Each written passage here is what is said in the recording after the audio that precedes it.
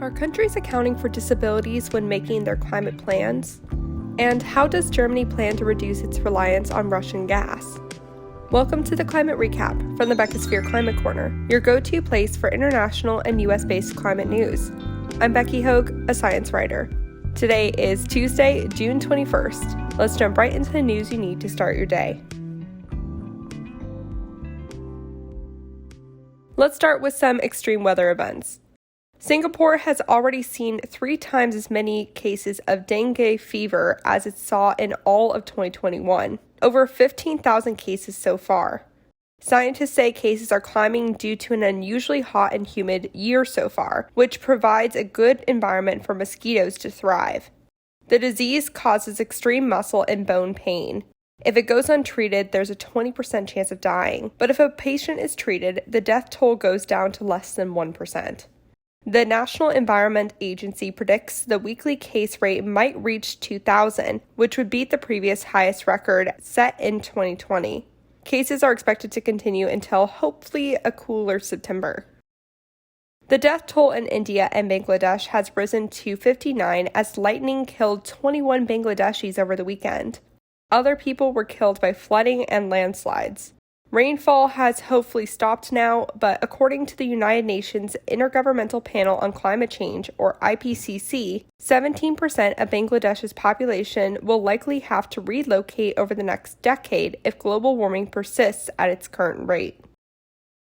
Over in Europe, wildfires are blazing in Spain and Germany, exacerbated by a heat wave and heavy gusts of wind. In Spain, the province of Zamora has lost 74,000 acres, or 30,000 hectares, to the fire, which has caused 18 villages to evacuate.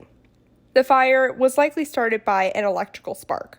This fire is in addition to the 3 blazing in Catalonia. In Germany, an evacuation has been ordered for 3 villages as a fire blazes southwest of Berlin. Let's look at a climate study now. Researchers from McGill University in Canada recently authored a report titled Disability Inclusion in National Climate Commitments and Policies. They basically found that disabled people are being systematically ignored in climate policies, despite being disproportionately affected by extreme weather events and other climate stressors. This has been made worse by there still being inadequate infrastructure in most places to accommodate things like wheelchairs. So far, only 35 out of the 192 countries that have signed on to the Paris Agreement referenced people with disabilities in their policies and pledges, and only 45 of those countries referenced people with disabilities in their adaptation strategies.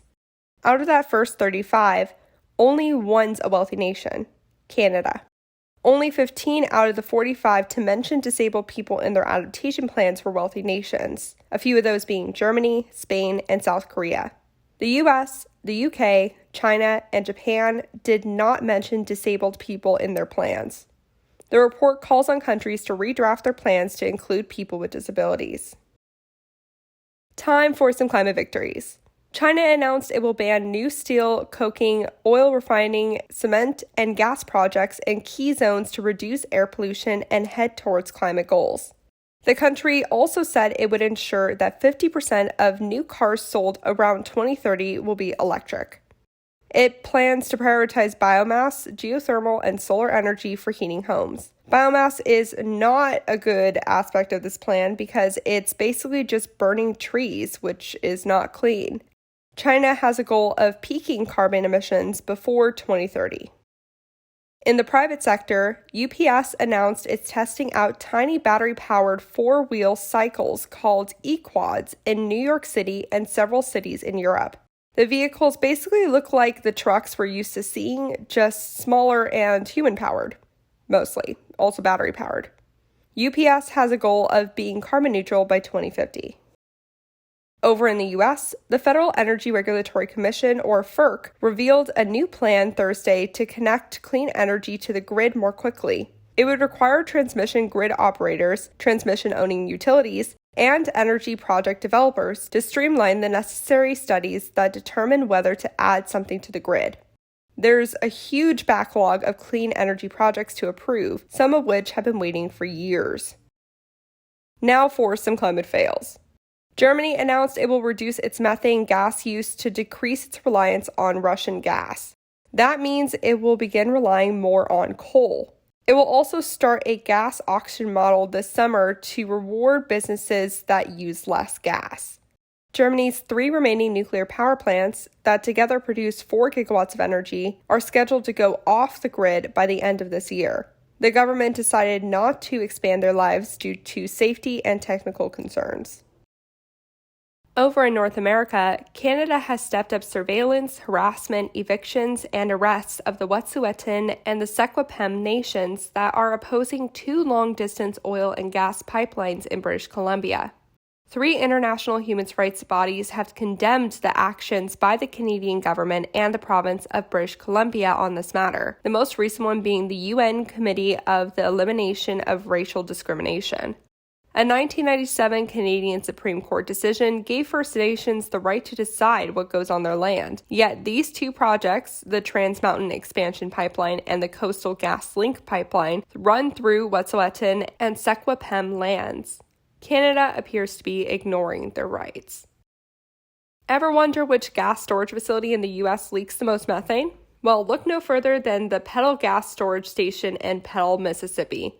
Every hour, it sends about half a ton of methane into the atmosphere. Methane is 84 times more potent than CO2 for the first 20 years they're in the atmosphere. It's only the 41st largest storage facility in the country, but it emits 3.5 times more methane than any other U.S. facility. The facility is owned by the Gulf South Pipeline, which is owned by the Boardwalk Pipeline Partners. 3 of the top 7 methane-emitting facilities are owned by Boardwalk Pipeline Partners. The company said it's halved methane emissions at the Petal site the last 2 years, but the EPA has not confirmed this information. I want to end today with some good news out of melting glaciers. The remains of 76 ichthyosaurs was found frozen in the Tyndall Glacier in Chile. Ichthyosaurs were dolphin-like reptiles that inhabited the oceans more than 90 million years ago. Scientists were able to make this discovery due to the glacier melting from global warming.